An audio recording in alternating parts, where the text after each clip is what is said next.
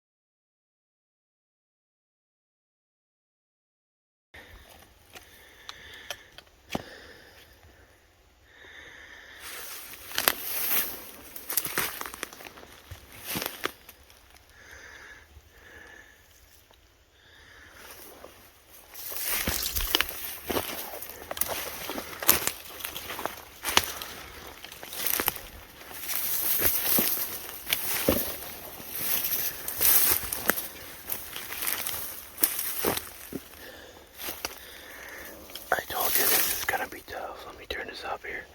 Look at this.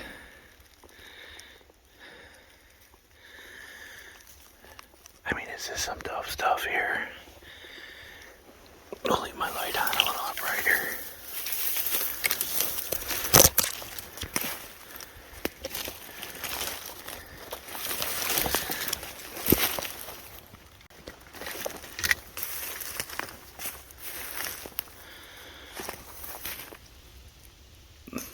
Things you don't want to step on when you're out here.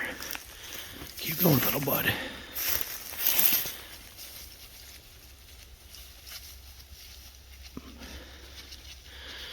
Walking into him too fast would have been a bad day.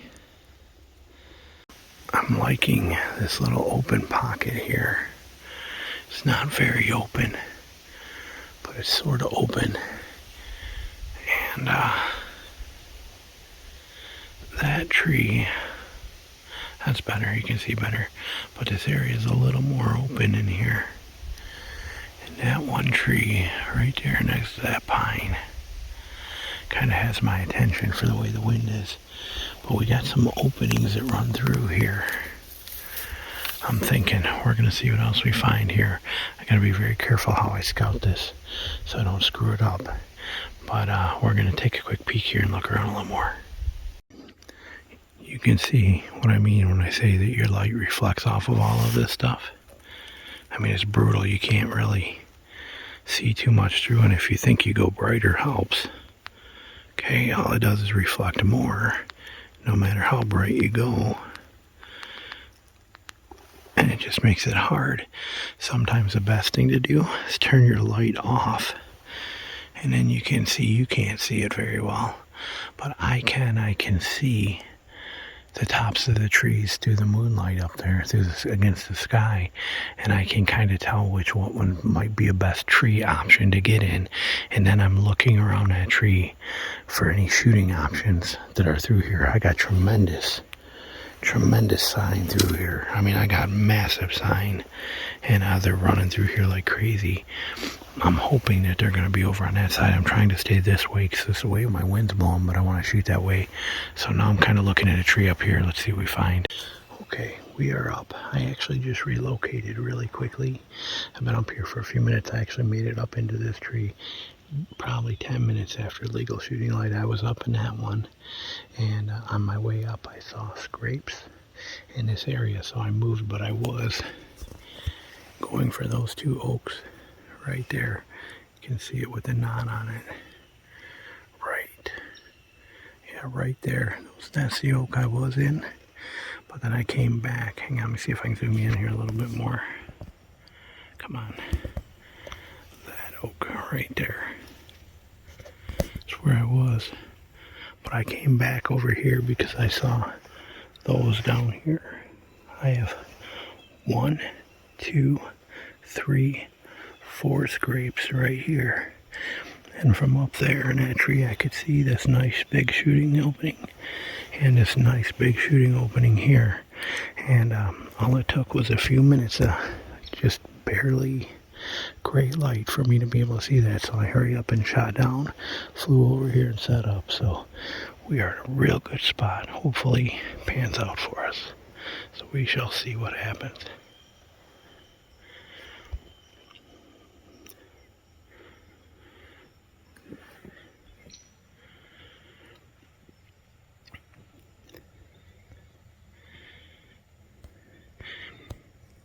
Just had a doe pop out right here, walked her right there, get her head right there, and then she just instantly exploded, blew out of here, and I saw 2 more tails, so probably 3 does, but that goes to show you the wind in the morning. Wind is supposed to be going that way, and in the mornings, on these calm mornings, that wind can just swirl and swirl and go back and forth until the sun comes up and everything stabilizes and the wind starts to take that prevailing direction. But in the early morning, that wind can be everywhere, and it just busted me. I'd have killed that deer in a heartbeat. She'd have been popping out right there. I'd have shot her right there. Right there. But it's still very early. It's only 8:15 in the morning. So we got lots of time left. Let's see what happens. I just missed a 6-point, a nice 6-point. Standing here, and I happened to look over, and he came right up through here. Came right up through here. Worked right around over to here. Came up that little break. Came straight towards me. Turned sideways right here. Because of the tree that's right here, I had to literally hold my bow like this, upside down, to try and shoot him right there to get clearance of my limbs, because my string would interfere with the tree.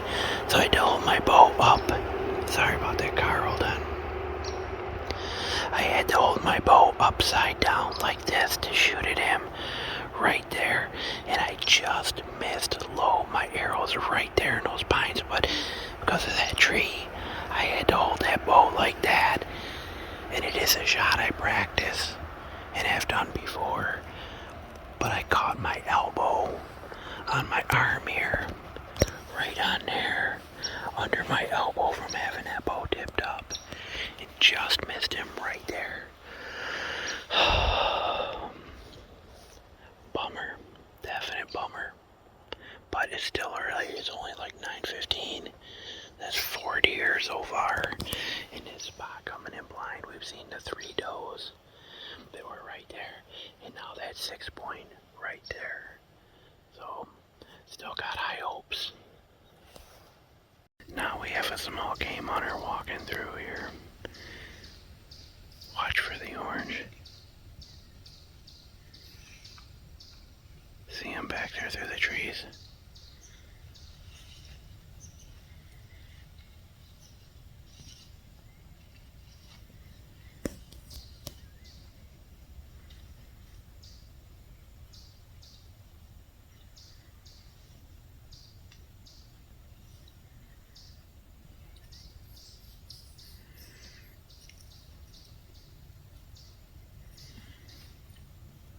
for fails on public land. Alright, it's about 1:30. We're ready to pull out here. We're done. Like I said, active morning. Saw 3 does and that buck. But, you know, between that other hunter over there and then the small game hunter coming through there, you know, should have known, but I figured it's a Wednesday. It's Wednesday. There wouldn't be this much activity, but guess I was wrong. And the swamp I was in yesterday, which is not very far from here, I didn't hear anybody. I didn't see anybody. Nothing there, but I figured, okay, well, they're going to be spending time up in here, the deer would, and like I said, I guess, you know, so some of the hunting pressure, but a good morning. I can't argue with that. You know, definitely a good day. So we're going to pack up and roll on out here. All right, back at the car now. I just got done putting all my gear away, and but like I said, that's going in blind in the morning. It's a or a crapshoot. You're not really sure. Now you pick the right areas, you're in good shape. Today I picked the right area, but I also picked the wrong area. I didn't know how much hunting pressure was around here, because like I said, when I was here yesterday, I was down in a swamp. Not, you know, I was back over there, but down in a swamp, and I never heard or seen sign of anybody. But I was also a lot further in. This one, I figured, okay, it's not too far in, but man, it's this real tight select cut kind of stuff. It's got to be pretty good. They got to be just in there, and so I was pretty excited. I had high hopes, and I did see deer. Like I said, 3 does, and that 6 point came through. That 6 point, he got, I missed him. Plain and simple, just missed him. But basically, I got an arrow in there now. I got to sharpen. But I was in that tree. So I'm facing this way, and he came in right there. Well, I got that big tree right there. I cannot shoot very well vertical this way. I just don't do it good this way, so I don't even attempt that shot, because when I do, I always end up pulling that arrow. So I won't shoot with the vertical setup on that side. Now out here, fine, but behind me, I won't do that. It's one shot I can't master, but I can, however, turn that bow, and I thought I'd be able to shoot right here like this. As soon as I started to draw, I went, and I'm hitting a tree. So I rolled the bow, and I drew and I shot like this, and when I did, I caught that elbow right here. I ran right down that elbow, and that arrow just went right down my elbow, and it missed low. It just went right through the, right through the pocket of that deer, but low, right through there. It's like, which I guess is better, because if I would only been a couple inches higher, would have been, I needed it, with how close he was, I needed that to be up a good 6-8 inches higher to be able to work. So it panned out in my favor, being a clean miss. I'm very excited about that it wasn't 2 inches higher and could have been 1 longer or something like that, or been a bad scenario. But like I said, a shot I practice all the time. But this is your going in blind. This is how it's done right here. Don't be afraid of it. It's one of my best tactics I have. All my out-of-state hunts that I'm getting ready to leave here for Missouri in a couple of days, and then as soon as I get back, I go to Kansas. The entire time I'm out there, this is exactly how I will hunt. Mornings and evenings. 100% go in blind, pick an area on a map, head in there, first time in, surprise those deer. It's a great tactic. Try it yourself, see what you think. Thanks for watching.